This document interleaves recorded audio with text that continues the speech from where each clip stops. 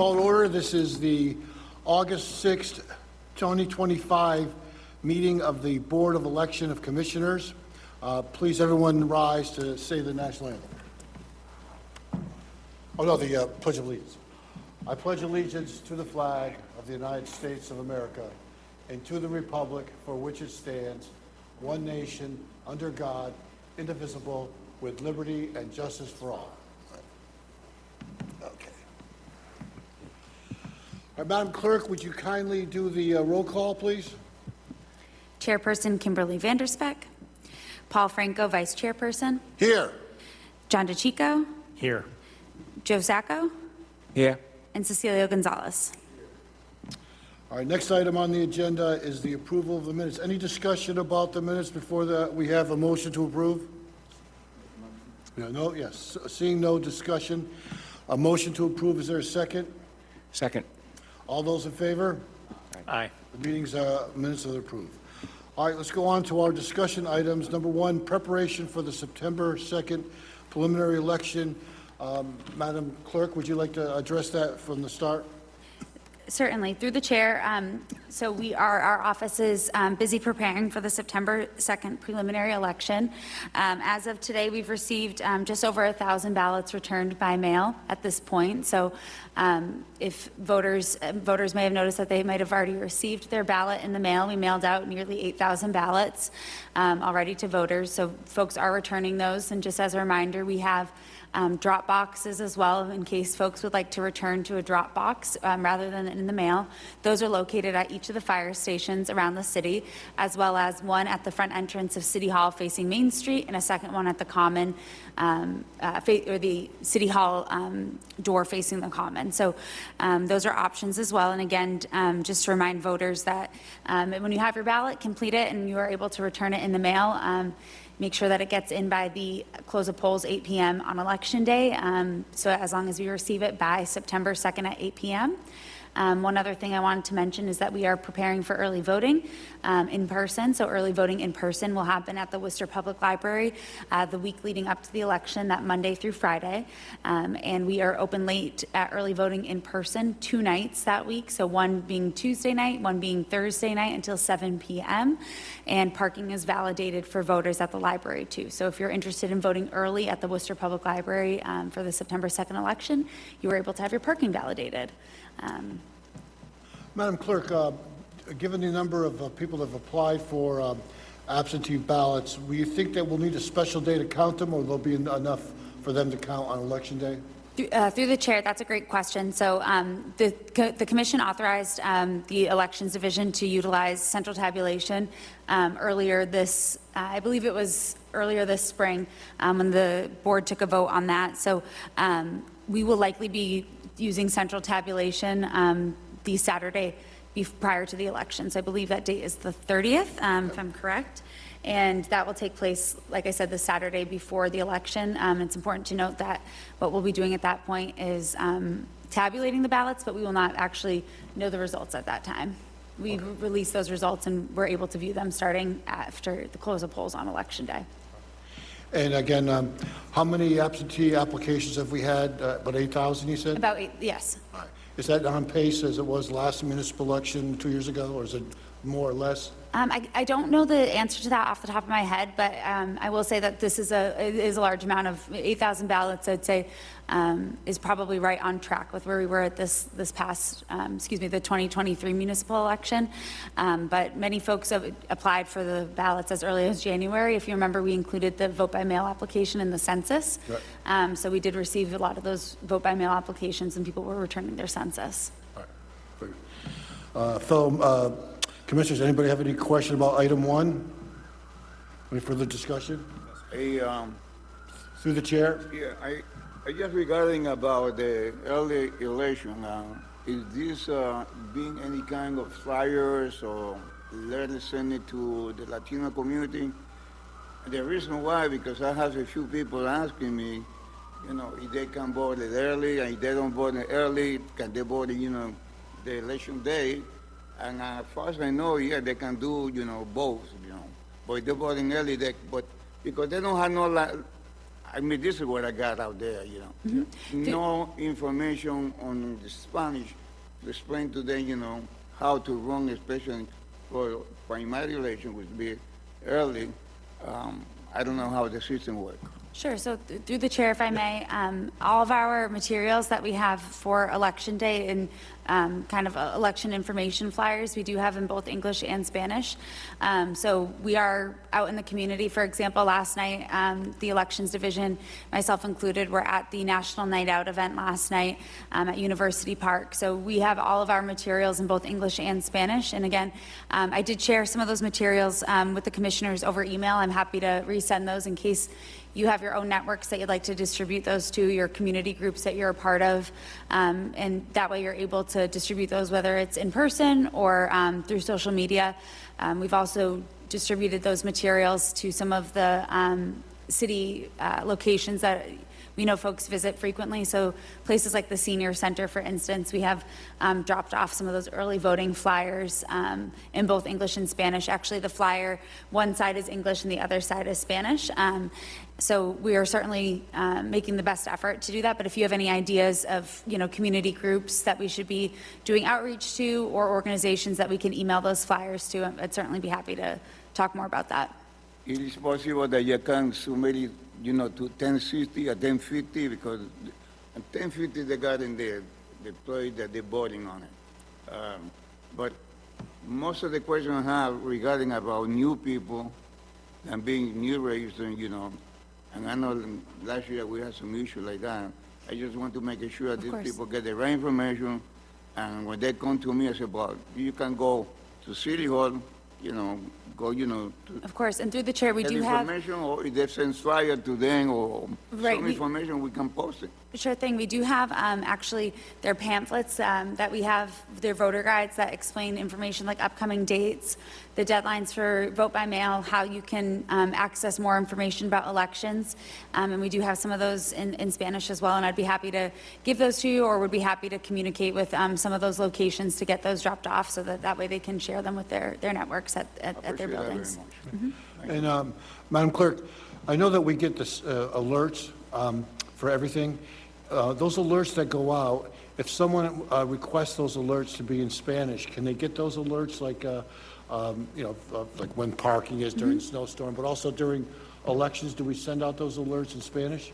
Through the chair, that's a great question. I can certainly check with Emergency Communications to see how their translation services work with those alerts. I'm not familiar if those alerts go in both English and Spanish, or if you can select a language when you sign up for the alerts. I'm not certain of that, but I'm certainly happy to check in with the Commissioner of Emergency Communications and double check. And Cecilia, are you familiar with that alert system where you get the notifications on your phone? Okay. Are yours coming in Spanish or English? Very Spanish, you know, that particular building, the majority of the residents live there are Latino, you know that. Yeah. But if you can get it in Spanish, that's good. That means we have that Yeah, that capability. would be nice. All right. Appreciate that. Any further discussion on item number 1? I do want to make note that we are, of course, working with poll workers to get them trained for the upcoming election as well. So poll worker trainings will be happening throughout the end of the month of August, as well as virtual options for the poll workers. So we'll certainly make sure all of our poll workers have the materials that they need, the training materials ahead of the September election. And of course, you know, if they have questions, they're certainly welcome to reach out to us. And if any residents are watching and they're interested in being a poll worker, we still are placing people at locations. We do have people who are unable to work at the last minute, and we place some of those folks on the wait list. So if people are interested, we certainly urge them to still go on the website and apply to be a poll worker. And to Commissioner Gonzalez's point earlier, we also are always interested, especially in poll workers who might be bilingual and can offer translation to the voters of Worcester. Yeah. So Cecilia, as she mentioned, you have any colleagues that speak Spanish and English and want to be poll workers, it's a good opportunity to take would be advantage. good. Yeah, and make a few extra bucks this year, too. Exactly. All right. Any further discussion, item number 1? Seeing none, let's go to item number 2, discussion concerning the November 4th municipal election. Madam Clerk, would you like to address that? Certainly. Through the chair, many of the procedures for the November 4th election are very similar to the September 2nd. So we are, as soon as the September 2nd election is completed, we begin the preparations for November 4th. We're actually beginning some of the logistical preparations at this point as well. So that includes things like student poll workers. It includes, again, vote by mail preparations. So we'll be, as soon as the September election wraps up, we'll be working closely with our poll workers, our locations, to make sure they're equally as prepared for November 4th.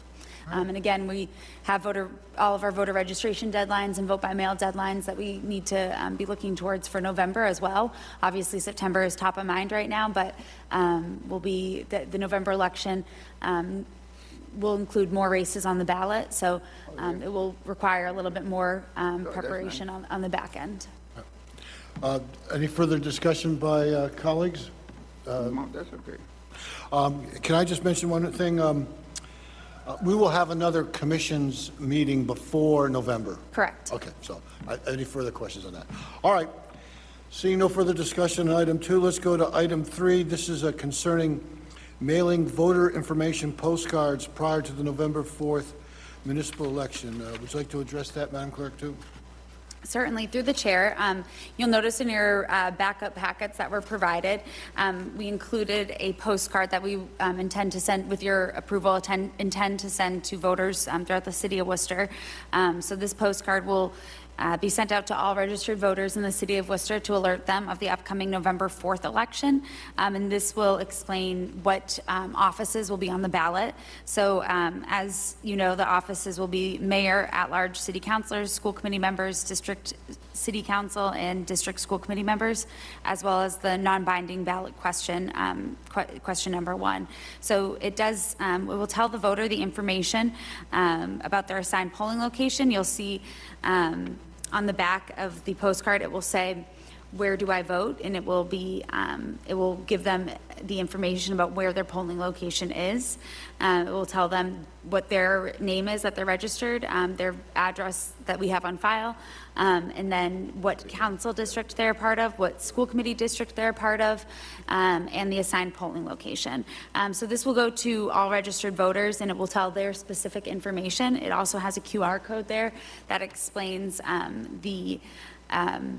that it gives them direction to go onto the city's website to learn more information on the elections page. And just to flag that this will be both in English and in Spanish. So the postcard will include both English and Spanish for voters. And if I just, Cecilio, you see the, Yes, he showed me Spanish- sound good. It looked very well. Looks very good? That's what I like to see, to go over there. all right, excellent. That's what people ask me, maybe they don't get it yet. Before we have a vote, gentlemen, any more comment or discussion on item number 3? Seeing none. All right, is there a motion, then I need an emotion to approve the voter information postcards being sent prior to the November 4th municipal election. Would you like to do a roll call vote for that? Certainly. Chairperson Kimberly Vanderspeck, Vice Chairperson Franco, Yes, or approve. Commissioner DeChico, Yes, approve. Commissioner Sacco, Yes. and Commissioner Gonzalez. Yes. Great. So we will certainly get working with the vendor to approve the postcard, and again, this will go out to voters prior to the November 4th election. So we'll get working with our vendor on that mailing. All right, the next item on the ballot is number 4, setting the next election commission meeting for ballot order. This is similar to what we did last month, where we picked the order in which the candidates appear on the ballot. Correct. All right, so they're looking at Tuesday, September 9th, and that's usually a night that the city committee, the city council meets. Is that's not going to be a conflict? That's correct. It will be beforehand, and if the commissioners are open to it, we may even begin at, I can check and see if we can begin as early as 5 o'clock, but I think 5:30 might be what's best, given the fact that we're inviting candidates to. Gentlemen, you want to check your, I'm just going to briefly check my calendar. That should be okay. Yep. Oh, I already have it in there. Okay, so any discussion on the date for the next meeting, gentlemen, fellow commissioners? Yeah. And I want to note, too, that the reason we're doing this so quickly or so soon after the September election is because we need to be working with the vendor for the ballots to make sure that they're printed correctly and the order is correctly. And given the amount of races, it's going to take some time to work with the vendor to approve the ballot.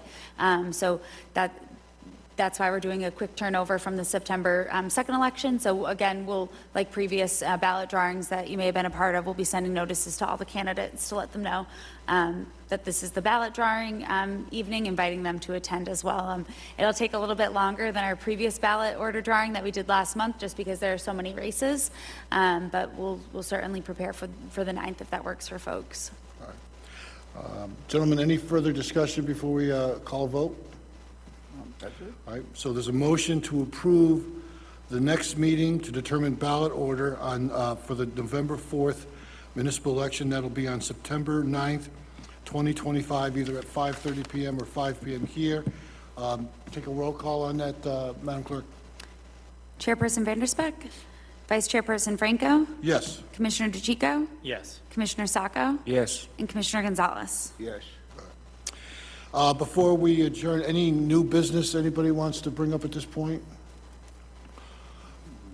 I would just like to bring up one thing for discussion. I understand that that the city hall's been basically under refuge or under siege the last few months. I just think that for members of commissions, we should be given special access to park in the garage, whether, like other employees. So I would, any discussion, I would move that we request the city manager provide us with requisite credentials to get access during our meetings and election day, because on election day, it's going to be hugely Yeah. crowded, So any further discussion on that? Through I the chair. think that's a good idea. Through the chair, if I may, we can certainly discuss with, the appropriate folks, whether it's the municipal security or emergency communications, as well as the city manager's office, to ensure access, on election day, and we'll certainly work with the commissioners on that. So we can certainly take a look at that further. But Yeah. I just thought wanted to provide that update. if we did a motion to ask the city manager to consider our request for access both on meeting days and election days, that at least they understand it was brought to this was something that the board discussed, and we would just like to have it addressed. So with that, a motion to request the city manager to provide commissioners access to the underground parking facilities on meeting days and election days. That's the motion. Do I have a second? Mr. Chair, can I? Oh, just- discussion, that's further okay. discussion. I was wondering if it would be possible that maybe the clerk could speak to the city manager on our behalf, and instead of having instead of having this motion, would that be? Is it, and let me ask the clerk, would it be overstepping our bounds to move for that? I don't want to embarrass anyone. I feel that, I want to impress upon the city manager that, we're all taking time out of our day to come here, and we love our city, and we understand that there are some crazy things going on, but that we're here to serve, and that we should at least have access just on the days that we have meetings and the days of the election, so that we can use the convenience. Through the chair, I think Commissioner Sacco's suggestion might be the best route. We can certainly have the clerk, or request that the clerk speaks with the city manager to discuss potential options. So I think that might be the most appropriate route. So with that in mind, I'll withdraw the motion. All right. Any new business, gentlemen? Does anybody have a motion to adjourn? I'll make that motion. I have a motion to adjourn, seconded? All those in favor? Aye. All right. We're adjourned.